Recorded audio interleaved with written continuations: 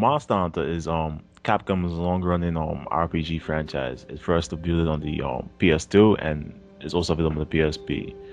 Now, this game is really popular in Japan, but however, the response in America is not as receptive.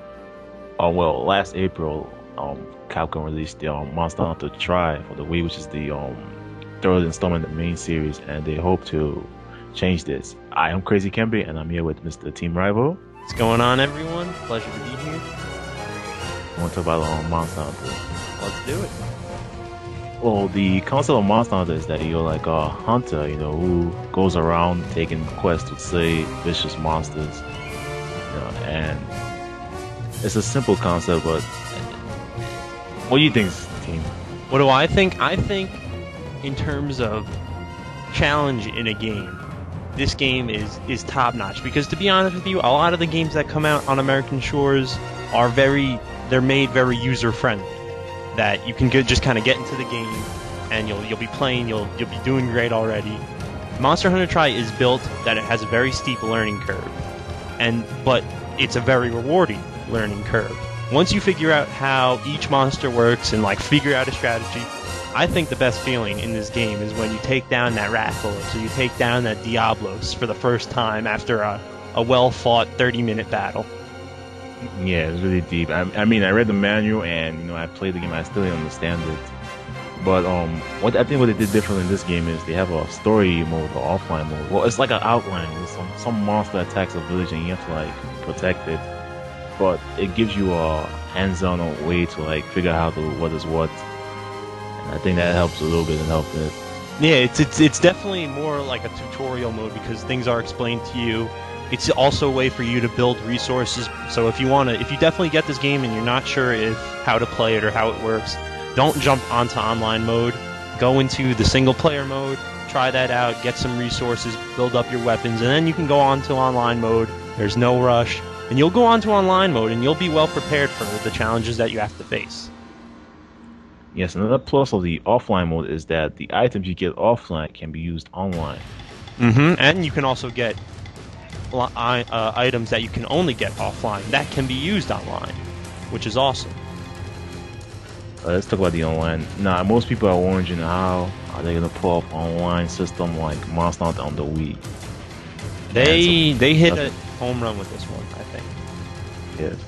For the first time, you can actually add friends without having to add a 16-digit friend code.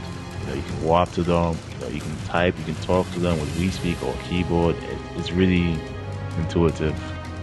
It's all done on Capcom servers too, which means that you'll never experience any sort of lag or the occasional connection drop, but that's more so the fault of your internet and not the actual game, the game servers. And to be honest with you, I never thought I would be as addicted to this game as I am right now. Yeah, I'm still playing it. I can't stop playing. Yeah, we can't stop playing it. It's a nightly routine. Get on Monster Hunter. And the game is really stunning. Graphically, it's beautiful. It's all the monsters are textured very nicely. Everything moves. There's not really any jaggies that I notice. Looks really nice with the component cables on the Wii. Yeah, standard too. So what don't you like about this game? If you had to pick something. Honestly, whoa. It's not really a problem. I just wish it does have customizable controls. I mean, the three control styles they appeal to every crowd, But I think if it does have a little more control, a little about what buttons you want to use, I think that'd be nice. Yeah, which that also reminds me of, we should talk about the Classic Controller Pro, which honestly, you are a fool if you buy this game and do not get that controller. That controller is a godsend for this game, an absolute godsend for this game. My hands, when I used to use the regular Classic Controller, my hands would cramp, they get sweaty, Now when I play with a nice black Classic Controller Pro, I can play that game for 6 hours straight and my hands will feel fine. Yeah. Well, the Wii mode and the nunchuck configuration, I mean, is good, it's functional, but the thing is that to attack, you press A. If you want to attack left, you twist your wrist to the left and press A, and you do it to the right. Or if you just want to wag, you can attack. But the problem I have with that is that sometimes, when you have to be stationary, you shake it a little bit, it just doesn't attack.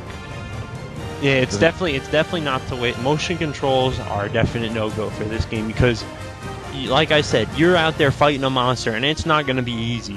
You want to make sure every attack counts. You don't want to just be swinging the Wiimote like a fool, waggling it all over the place because then chances are you're not going to survive.